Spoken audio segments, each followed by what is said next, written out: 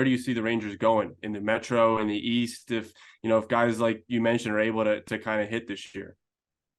So it's a tough spot because I did think last year, I think going to the Eastern Conference Finals and being that close was a little bit of the kiss of death for this franchise, because we all want to see our teams do good. We all want to go as far as we can go. But I think that they kind of played outside their boots a little bit in that playoff run, where I wonder, another example I'll use, the Florida Panthers this summer. What are they going to be this year? What mentality do they have? I don't know. I mean, I know they got a good leader and a guy that's going to come with his work boots on, and Matthew Tkachuk, but did they feel like they accomplished something last year? Because you shouldn't. You didn't win. You know what I mean? And this team, what made them different last year to go to the Stanley Cup Finals, they were gritty, and they were battling, and they were fierce in the way they competed. Do you go into this summer and feeling like you accomplished something and you just lose that edge a little bit? Because if you lose that edge, that's everything in the NHL. And that's something that I feel like when you look back what the Rangers did last summer, I was like, I don't know, man. Can they match that? I have a feeling that this past year was going to be a little bit of a drop off. Obviously more disappointing than that with the first round exit, but let's see if they get that fire back. I mean, I still think right now that Metro division is so tough. I think Carolina wins that division. They're going to go toe-to-toe with New Jersey, I think. I think New Jersey has passed the Rangers as far as what my expectations are. Not by much, but this Rangers team, I think, will still make this playoffs in a third spot in the Metro. Might not have home ice in the first round. May have to look a little different, but I want to see more energy and grit from this team. I think that that's an area they can get better, but no, they're still a contender. They've got a great decor. They've got top 2-3 goaltenders in the league, and Igor Shesterkin.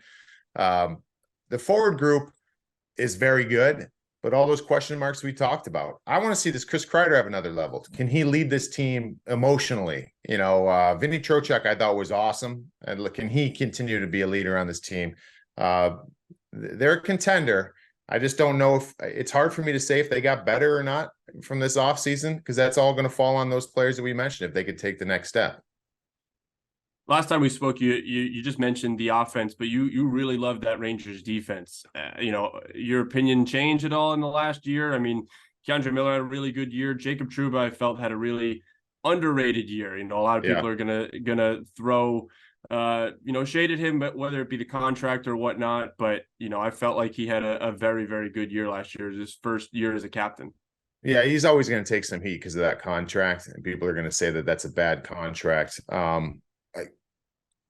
I don't feel like it is. I mean, is he overpaid for maybe what he brings? I guess people are going to measure it offensively, right? But look at the other elements he brings. I mean, you just go around. I remember watching the player poll at the end of last season. They're talking about the guy that you have to be aware on the ice, or the guy that hits the hardest. Jacob Trouba is coming out of every superstar's mouth in the league. So there's a presence that he has, right? And he leads. And we know, remember the whole incident against the Blackhawks to throwing his helmet and all that, like that changed a lot of things, and so he brings a lot to the table. I'm a big Jacob Trouba fan.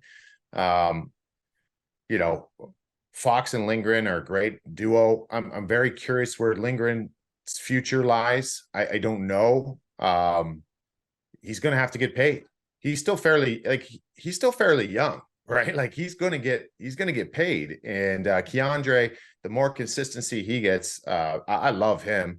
And I talked to you, I probably mentioned this last year. I'll mention it again. Braden Snyder's my sleeper on that lineup. Because I think at some point he's going to play himself to a level when he gets more and more opportunity that's going to unfortunately allow this team to move on past one of the higher paid defensemen and slot him in, which will free up space to do other things in the lineup. So I love their D. I love the way they play. That is a strength of theirs, and there's not many D cores in the NHL that I would take over theirs.